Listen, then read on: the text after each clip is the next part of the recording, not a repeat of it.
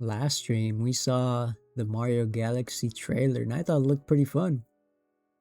No, let's see what this guy's got to say. Won't be saying if you see the new Super Mario Galaxy movie. Why It'll be not? more like a.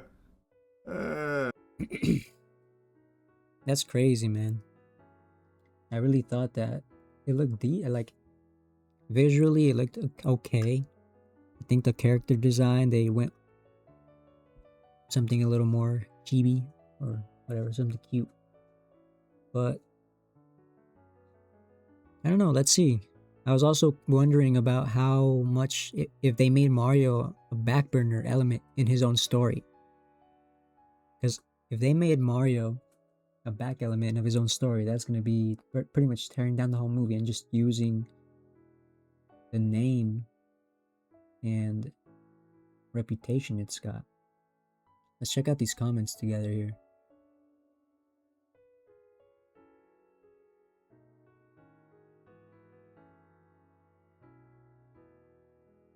Let's see. Some of these comments. Oh my god, some of these comments. Sonic has proved that you can expect more from video game movies. Yeah. Sonic's had a reputation battle for a long time now. Amount of marketing hype that went to creating Rosalina, you're saying she's barely in the movie? What the fuck? Well, I mean, they did that with the game too, so maybe they're trying to stay accurate to the original script. The ending fell so sudden, they rebuilt the castle and then moves over okay by. I don't know. Seems like people ain't too happy with it. Let's check it out. It's not amazing, but it's not nearly as bad as a lot of people are claiming that it is. Well, I say not nearly as bad, but that's a bit too generous. It is almost as bad as some of the reviews claim. It's not very good, is the point. And this is coming from someone that liked the last Mario movie, even though a lot of people like to spit and shit on it for being like too simple and not, great movie overall. I'm just okay with that because it's a fucking Mario movie. I'm fine with it being simple. It was entertaining, and I think it did what it needed to do to be enjoyable for anyone. Like, not just for kids. Like, even families, I think, could go there and just have a good time. Like, the parents wouldn't, be miserable. With Super Mario Galaxy, though, I think adults will be miserable. Kids probably won't care because this is Jingling Keys, the movie. That's how a lot of people are describing it. It's very accurate. This movie is all over the place, just constantly going nuts to butts. Yo, at least this is targeting the right audience. Right. This isn't a Disney adult targeting film. This is actually meant for children to watch. I see it as a good sign. A good kids movies. Here with cameo. Here's plotline. We're abandoning this plotline for new plotline, and then coming back to this one, just all over the place. It's a jumbled mess. But there's no doubt in my mind this is easily going to gross over $1 billion, and I'm confident kids are going to love it. As I said, it is just a movie where it is just... So I'm right. All that, they know their audience very well. Always go, go, go. Here's thing happen, and then thing solve, so new thing can happen to then instantly solve to get to next thing that happen. Without a whole lot else there. So I'm very confident that kids are going to really like the film, and I also think if you're just a big fan and just want to see, Mario on the big screen again, you're not going to give a shit if it's not a typical good film per se, because it's going to show you a lot of things that you'll recognize and get excited and hype about, like a 2D segment where you'll be like, oh fuck, I remember playing something that looked just like that on my Game Boy, and look at how many things are happening in that over there. It's all colorful, and the animation is extremely good. This is what I wanted. And then that's nothing wrong with that. All power to you. But that being said, it's not like an amazing film, and there's nothing wrong with pointing that out. Yes, it is clearly designed for a young audience. This, I think, is even more of a kid's film than the last Mario Brothers movie was. But that doesn't mean that you still can't point out some of its flaws. There's nothing wrong with that. So anyway, let's just go ahead and backwards long jump here into the review. There's going to be spoilers. Fair warning if you care about that for this movie. So I'll give you the big compliments. I'll give you a little bit of glaze here. I think the animation is beautiful. I think it is visually very nice to look at, and I think the action pops. So when there's like a fight between Bowser Jr. and Mario and Luigi and Yoshi, it's pretty enjoyable. By far the biggest superstar here, the real like shining standout is the music. I liked the music in the first Mario movie, and I actually like the music in this one even more. They fucking crush it on the score here. They take iconic Mario. Alright. So, rage bait title then. It seems like he's just rage baiting, but it seems like it's a decent movie overall, right? And its targeting is spot on. So, awesome. Tracks, and they remix and fucking reflaffitate those puppies, and they sound great here. They're recognizable but different, and they fit so fucking well in the movie. It is the best part of the movie is the music. And those are the only two real compliments I can give it. So, let's start with something I've already briefly dropped some breadcrumbs on, which is just how messy the structure is. There are multiple times in this film where it introduces a plot element and then abandons it. So like a big thing is in the beginning, Bowser's turning a new leaf. He's getting more in touch with his emotions. He starts becoming friends with Mario, Luigi, and Yoshi. Yoshi gets introduced very early into the film. They become best buds, inseparable immediately. Bowser is, he's been hit with Mini instead of Wumbo, but then eventually gets Wumbo-ized, and he still is like buddies with the crew. And Mario's, of course, skeptical, but Bowser actually makes a pretty big sacrifice in order to protect Mario, Luigi, and the gang. And then, immediately after making that sacrifice, where he has to work in the mines, Bowser Jr. just abducts him. And then the second he gets abducted, he's like, those are my friends. And Bowser Jr.'s like, yeah, but friends are a weakness. He's like, you know what, you're right. And then that's it. That's the end of that whole thing that they just spent like, I don't know, a good 15 minutes building up, and you think it's going to That's crazy. Play a role I got and more to say be on something that they teeter around with. But no, it just completely gets abandoned. They wipe their ass with it. It's just like that. He goes, oh, you're right, friends are cringe. And then that's the end of it. Damn, that's a bad scene. Doesn't come up again at all in the film. And there's a couple other examples of things like that where they introduce something or a plot element only to immediately get rid of it. That's just the most egregious. And another thing that keeps happening in this movie is that something will happen, and then it's like this big problem. For example, this has already been spoiled. I can't believe they dropped this before the movie came out. Fox McCloud is in this movie. Actually, would have been a super hype reveal if I didn't see all the press about Fox McCloud being in this film. But he's here. That. He's probably the coolest character they introduce. And Fox McCloud is taking them to the planet that Rosalina's been captured.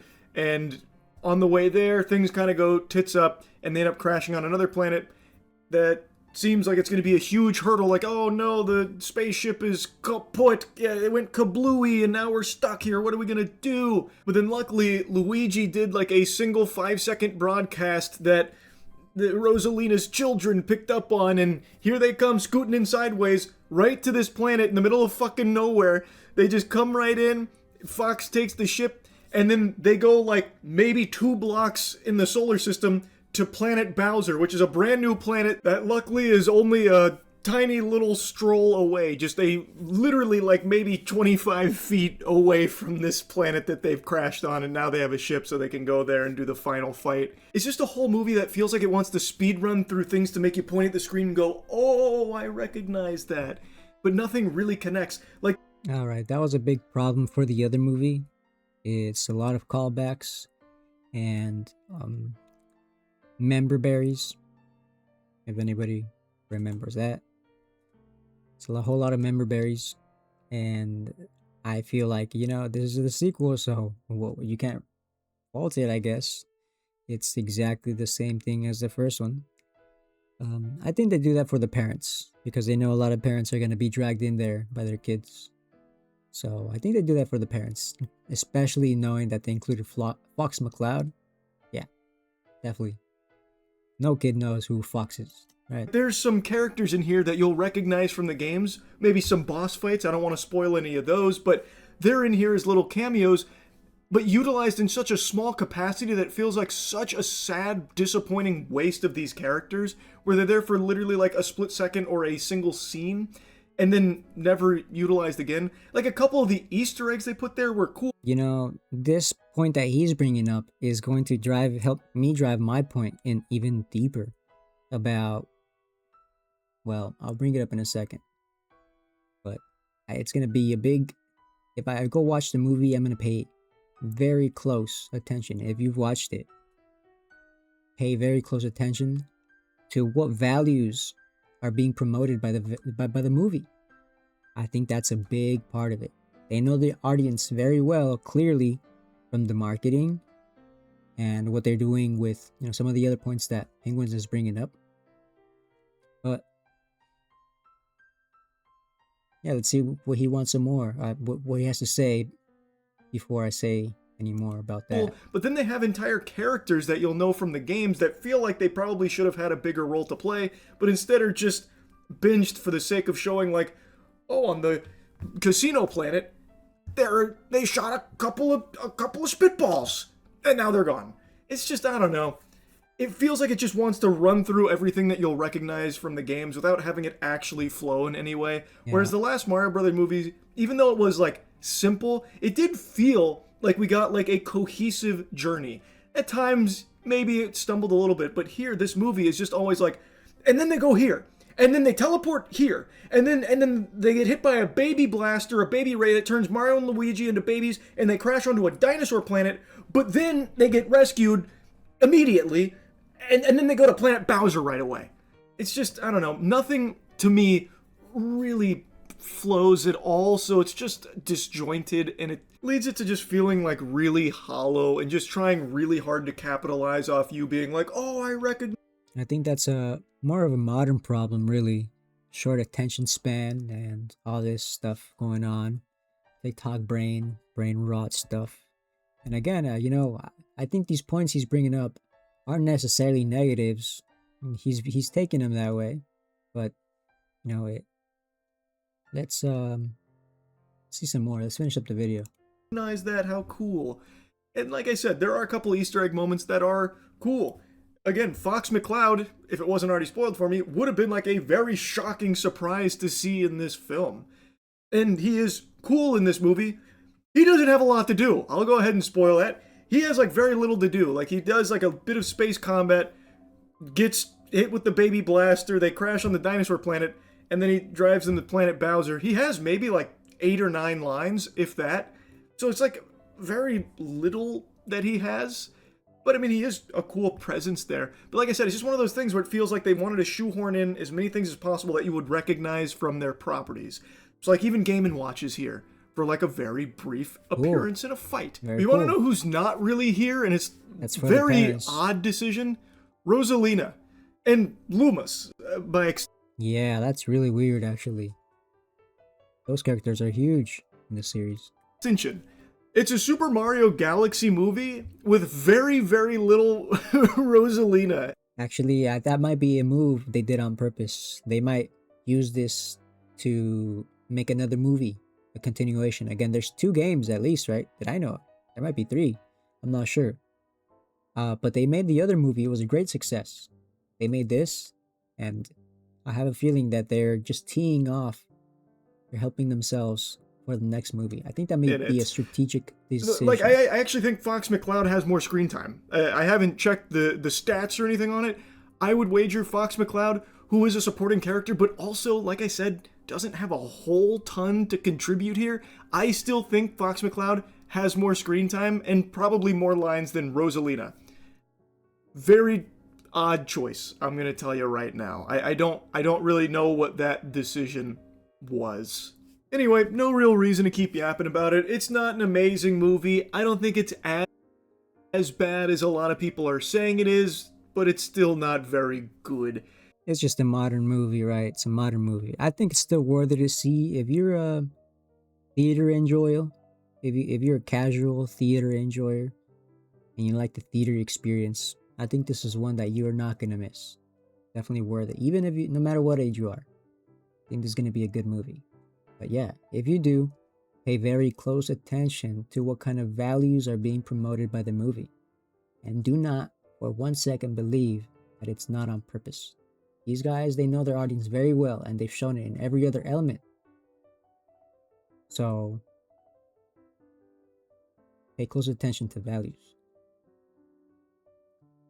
Yeah.